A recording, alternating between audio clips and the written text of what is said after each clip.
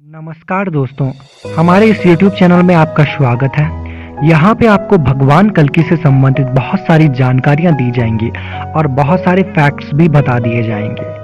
आप धीरे धीरे इन जानकारियों को अपने इस YouTube चैनल के माध्यम से ही सुनते रहिएगा और हमारे साथ जुड़े रहिएगा, क्योंकि यहाँ पे आपको पूरी जानकारी दी जाने वाली है भगवान कल्कि से संबंधित, लेकिन कुछ फैक्ट्स और कुछ टास्क के साथ, क्योंकि आपके मन से अभी ऐसी बहुत सारी प्रवृत्तियां हैं जिनका यह कहना है कि भगवान कल्कि अभी नहीं आए या फिर आ गए।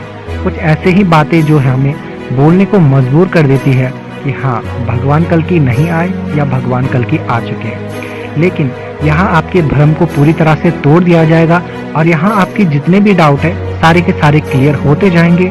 फिलहाल आप इसी YouTube चैनल से जुड़े रहिएगा। बंधुगणों, भविष्यवाणियाँ और कुछ बातें तो हमने आप लोगों को कह ही दिया है। अब आगे बढ़ते हैं और महत्वपूर्ण तथ्यों से अवगत होते हैं। जैसे कि हम सभी जानते ही हैं, द्वारिका नगरी का निर्माण भगवान श्री कृष्णचंद्र जी ने द्वापर युग के अंत में किया था, अपने प्रजा को जरासंध के आक्रमण से सुरक्षा प्रदान करने के लिए। और वही द्वारिका नगरी के अवशेष आज वर्तमान समय में बहुत प्राचीन पाया गया है। समुद्र में डूबे हुए द्वारिका नगरी के संरचनाओं का रेडियो कार्बन डेटिंग से पुरातत्व टीम द्वारा यह पाया गया कि द्वारिका नगरी के ऊपरी सतह के कुछ अवशेष 32,000 साल पुराने हैं और बाकी के उससे नीचे के कुछ संरचनाएं 2 लाख से 4 लाख वर्ष के हो सकते हैं, ऐसा अनुमान किया जा रहा है। तो मित्रों, वो अलग अलग सतह की संरचनाओं को अच्छे से अनुसंधान कर उनके वर्षमान 32,000 और 4 लाख को जोड़ा जाए तो वह 4,32,000 ही आता है, जो कलयुग का पूर्ण अवधि है। अब मित्रों, यह भी अवश्य नोट करिएगा कि यह द्वारिका नगरी के निष्कर्ष अभी शुरुआती चरणों में ही है। वहाँ अभी भी बहुत कुछ ढूंढना बाकी है, यानी कि द्वारिका नगरी के ही और भी बहुत सी संरचनाएं बाद में जब वहाँ उत्खनन होगा तब पाई जाएंगी और गहरी खुदाई के बाद और भी प्राचीन संरचनाओं के पाए जाने की संभावना है, यानी द्वापर युगीन संरचनाएं जो 4,32,000 वर्ष पूर्व के ही पाए जाएंगे, क्योंकि अभी तक मिले सबूत वही इशारा करते हैं।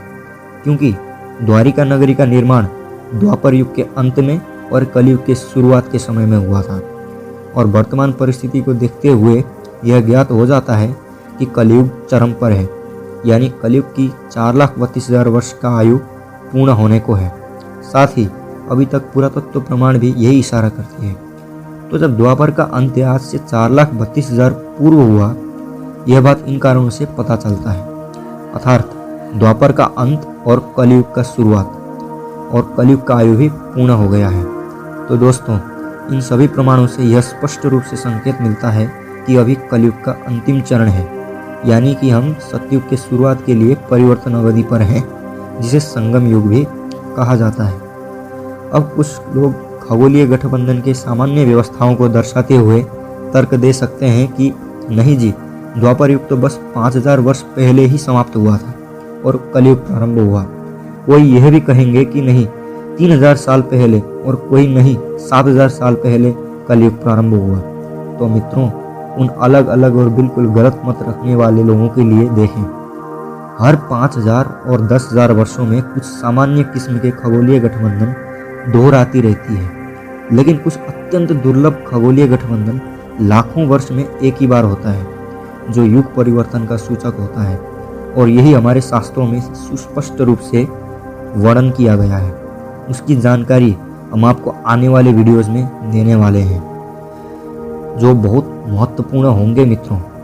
तो इस वीडियो में बताए गए तथ्यों को सही से समझने के लिए हमारे पिछले वीडियोस को अवश्य देखें, तब जाके समझ पाएंगे। मित्रों, आज के लिए इतना ही। हमारे इस चैनल से जुड़िए, वीडियो को जितना हो सके उतना शेयर कीजिए, ताकि यह सत्यता सभी तक पहुंच सके और वास्तविकता से सभी जनमानस अवगत हो सकें। अब हम विदा चाहते हैं। नमस्कार।